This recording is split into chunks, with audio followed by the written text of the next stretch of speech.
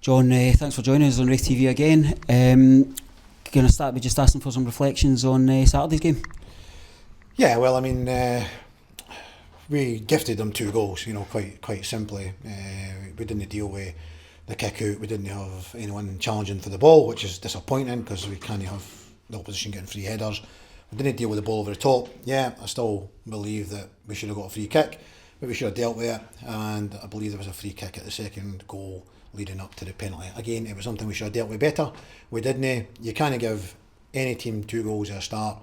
We've gave them a right grip of the game. They've been aided, by officials and what have you. But nonetheless, you can't be giving away the type of goals that we gave away. So it's. I felt we've looked over the video and we had good spells in the game. We actually, our possession was quite good, and we got into some good positions. We never utilised the positions well enough. We were in good positions and we didn't make the right pass, and the opportunity was gone. I still believe if we'd got a goal back at 2-0 and it went 2-1, which I think there was as Saturday, I felt it was a good claim for a penalty kick. Still believe that now, having looked at it a million times. Still believe it's a penalty kick, and at 2-1, anything can happen. We would have got a massive lift. They might have got a bit apprehensive. Panic might have set in, and you don't know. So there was positives to take from unfortunately a 3-0 defeat. In terms of your own sending off, we all know how passionate you are. Is it important that your players get a sense of how behind them you are when you get a sense that there's been an injustice? Yeah, well, I felt aggrieved. I felt aggrieved at the time. I felt aggrieved for them. I knew how important the first goal was. And Dundee were on top, and seen many games. We were involved with 1-0 Hamilton just in the pre-season friendlies where Hamilton were on top early.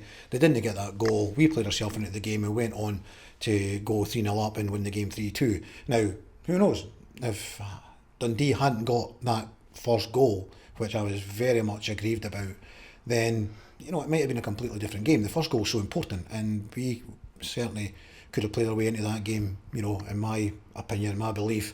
And so that was where, a bit of red mist, certainly passion. I've got a lot of passion for the football club, for the players. They've been working their socks off in pre-season training. We had 4 really, really good games. Then, you feel the one decision is only like 12 minutes, 30 minutes into the game. It's very early in the game. And as I say, the opposition getting aided by that kind of decision or non-decision. It got me going because I was, trying to back my players and put over my point and not kind of be like just, being steamrolled, by this kind of bigger club against a smaller club that happens when certain, officials are put into certain situations and the buckle. So this is the kind of situation. I was trying to fight my corner for the football club, and I really, really appreciate the fans who were clapping me as I was coming along the stand and then down the tunnel. But I was kind of mixed emotions because as much as I appreciated it and I was wanting to clap back and show them my appreciation, I was a bit embarrassed because it wasn't a long walk, but it's still a walk where you're the only one walking down there. You're now sort of then feeling the guilt trip of, have a lot of people doing, and I'm still thinking there'll be people in the stadium thinking, I should know better, I should keep controlling myself and I shouldn't get, worked up, and I'm now letting Paul down because, he's on his own in the dugout, even although we can communicate through phones and what have you. And I'm no good to anyone in the stand, so I apologise to the players, to the backroom staff, to the board of directors, and to the Raith Rovers fans if you felt that I let you down. But it's previously in about 20 odd years of coaching and management, I've sent to the stand twice, and twice in like 10 months or so here. So I've came back with even more fire in my belly, but I've got to control that though. A real baptism of fire for Fernandy. How important was it he's seen through the 90 minutes and that he kept looking for the ball and kept looking to be involved? Yeah, I thought his second half performance was much better indeed. And he showed he can pass the ball. Yeah, there's moments there. But of course the goals were paramount, and unfortunately Fernandy was involved in both of these. Now, of course he'll learn from, and then of course I expected some transition from the type of football he's been playing to this football. But no matter where you play, you realise you can't have your feet that high in the box, or you're going to ask for trouble. So, but no, he's a big character.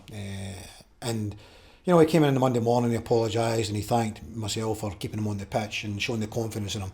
And I didn't think it's going to help him by, you know, taking him off, which could easily been done. Yeah. But I felt he'll need to get through it, he'll need to be strong, and he was. And so it's a longer term. There's some short term pain. I would have preferred that short term pain to have come in the pre-season friendlies. But the Dundee were just a little bit sharper than some of the key teams we've played in the pre-season friendlies, and maybe that's just what caught him out. But I've got no doubt in the longer term, you know, there's an asset there for us. We're on the road up to the Highlands at the weekend. What are we expecting from Inverness? Well, they have been going great guns, to be fair, and until Tuesday night, Peterhead done a job on them. Yeah, a very, very good job on them. I was up there, and they defended very well. Peterhead, they managed to survive the onslaught of the first 45 minutes. The second half was much more even, and both goalkeepers were very busy. So Peterhead gave them a right wee test in the second half. It's being in the game, you know, it's in the game. You know, on Tuesday night, it was 0-0 for the entire 90 minutes. You know, if unlike ourselves, who went 2-0 down, and Dundee, it was who obviously we played at the weekend, they get confidence from that. You know, if Inverness had got 2-0 up, you know, it would have been completely different, obviously. You know, but as long as it's 0-0, you're in the game. You've got something, you know. The confidence breeds through the team when you're 2-0 up, you know, when it's like 0-0, you're in the game, you've got a chance, you know, you're not kind of deflated, you know you don't need to score 3 to win if you're getting beat 2-0. So these are the defining moments in a football match. And the other night there, Peterhead were always in the game, they never went behind, so they kept working and kept fighting, and they produced some good attempts on goal. Mark Ridges did very well. Inverness are a big, strong, very, very good football team. You know, they were. Their results in pre-season, they drew with Aberdeen, they drew with Hearts, they beat St Johnstone, they hammered a couple of the Highland League teams 6 and 7 by putting 2 teams out on a Saturday and played two games. You know, so no, there's a semi-finals of the Scottish Cup, playoffs into the Premiership last year. A bit unfortunate in that against Dundee United. Didn't think they got the rub of the green again with the officials. You know, so yeah, it's going away from home up into Inverness. It's a toughie, you know, but it's good to start with these tough games, you know, and it's the players need to be ready and prepared for it. Yeah. I'll have to finish by asking Neil's classic question. What's the update on the squad, short and long term injuries? Yeah, well, I mean, we've got one doubt for Saturday from the squad that played last week. Just one doubt. So I'll just keep that under my hat at the minute. The other ones are progressing. You know, Louis Vaughan, Tony Dingwall, Robbie Thompson. They're progressing. You know. Watch this space.